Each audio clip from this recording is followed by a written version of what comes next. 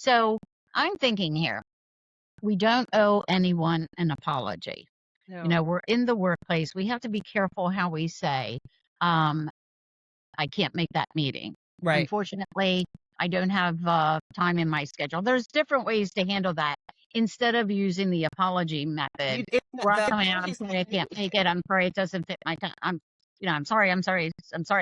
Having the boundaries, yeah, I don't think, or at least having some sort of expectations and letting other people know when they're contacting you what your time constraints are. Well, I schedule meetings on Monday, Tuesday, Wednesday. Let people know that. Right. You apologize you're not available Thursday and Friday. Exactly. Right. Yeah. And I think being able to do that, but then also staying with the facts. If you're unable to make the meeting, guess what? The person on the other side, regardless of what the reason is, the end result is that you're unable to attend. So whether that requires you need to get some follow-up notes, maybe have a sidebar conversation, then that's fine. But ultimately, that's not going to change the outcome of the situation. I'm always going to say where you can start really paying attention to the areas where you want to lead with an apology. Stop yourself for just a moment. I bet you people are going to think about this the next time their boss asks them something, says, I'm sorry, I can't make that. They'll start using things like, wait a minute, I'm thinking about what Barbara and Quincy said and say, that just doesn't quite work for me.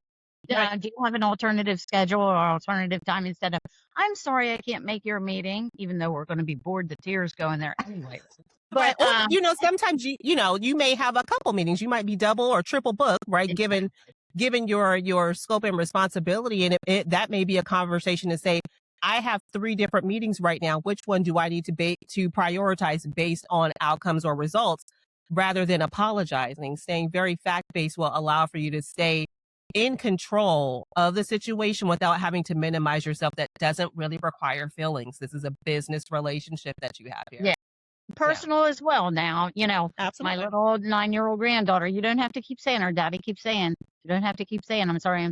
I kind of think it's one of those phases, and maybe it's some kind of cliche things that's happening out there in her little world. They do certain things as we do too. We say certain things because sometimes we just don't know how to open and start the conversation, right? With saying, this is what's going to happen, because behind the I'm sorry is I don't want to disappoint you. Right. And that's true too. I think a lot of us would somewhat feel that way. So if people want to get in touch with you, of course, they can go to experience-coaching.com. They want to set something up. Some of these difficult conversations, they don't seem to go away. I talk with my daughters from time to time about challenging personalities in the workforce. And from time to time at wowwomenus.com, I meet difficult personalities in my personal life. Surely I meet difficult personalities, people in the workplace. And among strangers will definitely be different than they are with those that are familial or familiar. Because you can operate differently. An interesting dynamic we should probably explore in the future on OH2.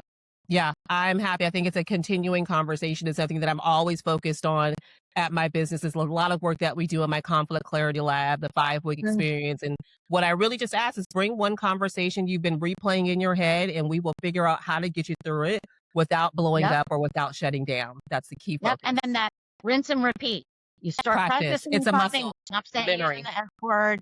You stop saying that over and over. Just say the facts. This is the fact, as you mentioned earlier today. Can't make it that day. Is there another day that we can meet? I meet on Mondays, Wednesdays, and Fridays, whatever it happens to be, so you can make your point clear. But take that S word out of the statement. I think that'll go a long way. Make you feel better. Make the other person look at you in a different light. For those that are around you, it could even affect the whole team. Absolutely.